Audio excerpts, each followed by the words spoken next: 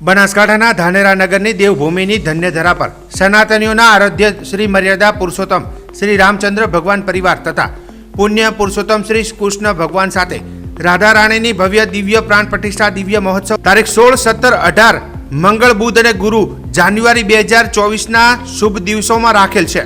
આ શુભ પ્રસંગ અનુસંધાને શિવકૃપા પ્રગતિ મંડળ આયોજિત વિશાળ ભજન સંતવાણી ડાયરો રાખવામાં આવ્યો હતો, જેમાં ભજન નાયક ભાવેશ જોશી, ભૂદેવ લોક સાહિત્યકાર શ્રવણસિંહ સોલંકી, સૌરાષ્ટ્ર અને મંચ સંચાલક અરવિંદભાઈ સુથાર રાજસ્થાન હાજર રહી ધૂમ મચાવી હતી। આ પ્રસંગે રામ, સીતા, લક્ષ્મણ, હનુમાન, રાધા, કૃષ્ણ તમામ ઝાંખીઓને પણ જોઈને લોકો આનંદ વ્યક્ત કર્યો હતો।